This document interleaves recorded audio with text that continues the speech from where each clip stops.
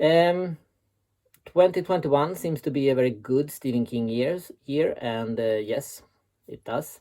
What are my thoughts about it? Well, we just got later earlier this month, and I think that's a brilliant book. I really like it. It's a short one, but it's a really good one, I think. It seems like King is now in a crime mode, both later and from what I've heard about Billy Summers, that one is also a crime novel. So it seems like he's in a crime mood to writing those more crime-oriented books, and I really don't have a problem with that. I like his crime books, so that's all good. But after that, maybe we can get a really scary book, because I love scary books. We also will have a short story coming up, and we have Lizzie's story coming as a TV series on ABC. Apple TV Plus, and I have high hopes on that one, which is dangerous to have, because we all know that the TV series have more often than not disappointed us, and I think also Lizzie's story can be a quite hard book to adapt and do justice. But it's Stephen King's favorite book. He often said that is his favorite book, and it's himself who has written the script for the TV show. So he's been heavily involved with it. So hopefully he's done himself justice. So that's very good. I also got the question if I'm a collector, and I have a hard time seeing someone being a more than just a reader of Stephen King books. If you have the reader, and if you have one step up as a fan, you automatically become somewhat of a collector. You either collect all the books, as you can see, I have a lot of books behind me, or you can have signed books like I have there, or you can have signed photos as I have there. So there's a lot of stuff you can collect. Personally, I don't collect limited books. I have a few, but not too many, and it's basically that it's way too costly to be able to do that, and the books are often costly, and living outside of the US, where most of those limited books are done, I would have to pay both for the book and for the postage and the custom fee and everything. So the price of the book would be almost double from what you have to pay for it if you live in the US. So it's partly an economical issue for me. So I have all his books. I think all of us have all his books. But I don't collect first edition. They don't have to be hardbacks, as you can see behind here. So that's not where I put my focus. What I do put my focus on is that I collect books in foreign languages. I have one book in every language that Stephen King has been published in, which today is 54 different languages. So I have those, and I think those are very interesting, and I love to see the different covers from different countries. Sorry, because the same book can get such a different treatment around the world.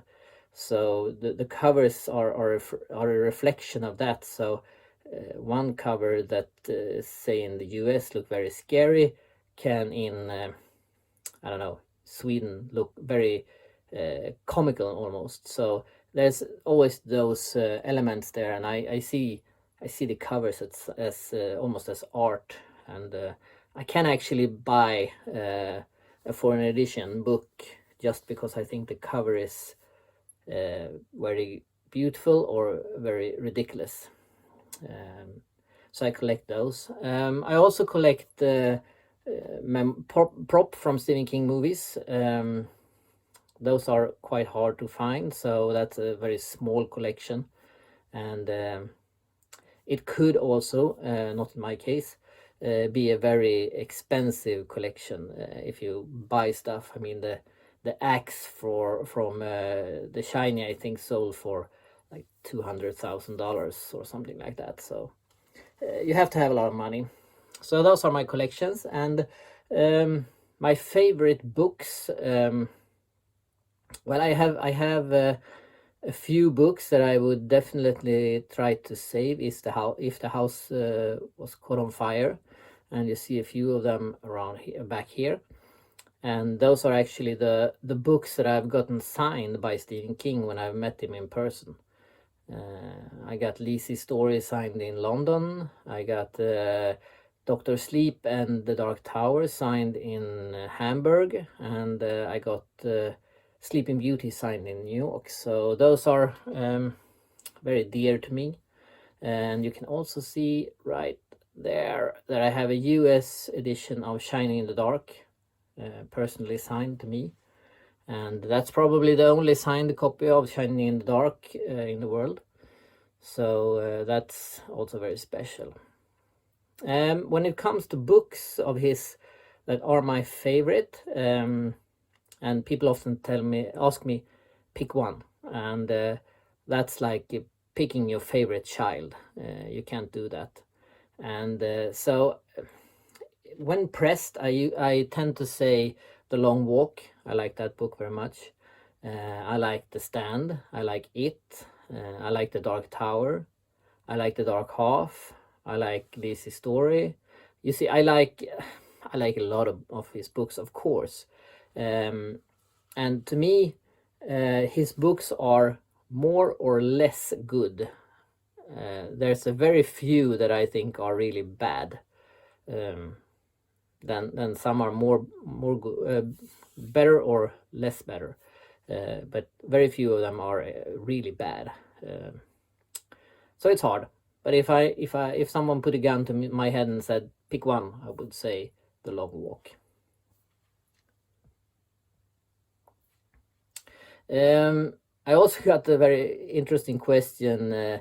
Is there something that you never get asked that you would like to answer? And I thought about that long and hard, and I think no.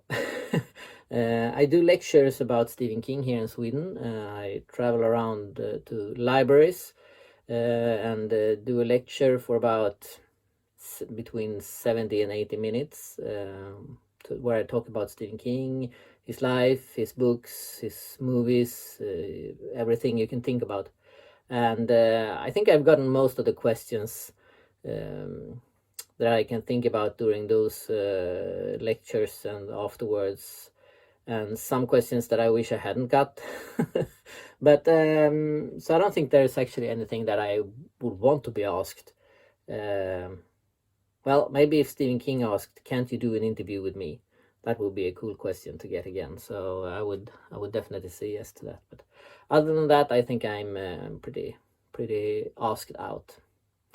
And I also got the chance to tell you something about how I feel about Stephen KingItalia. And it's very strange, actually. I got an invite from someone who I'm sorry, I can't remember the name, to join the group, which I did. And I didn't really understand why, since I don't speak a word Italian. But I joined it, and I've actually stayed in the group. I thought maybe I'd leave after a while, since I wouldn't understand what they were talking about. But I've stayed, and what I think is really fascinating with this group, and I hope you will keep doing it, is that you post a lot of pictures of book covers, mainly Italian book covers. And it seems like there's been a lot of different editions of every book released in Italy. And I hope I don't offend anyone now, but some of the covers are quite well, they're on the ridiculous side, if I may say so, but in a good way, because as I said earlier, I love those ridiculous covers where you can't really figure out how the artist thought when he did the cover, because it has nothing to do with the plot of the book. But I love to see those covers, and you are one of the best groups to post covers that I know of, at least. and definitely Italian covers. So keep doing that, and I'll keep checking them out, and maybe we'll talk more in the future. Thank you.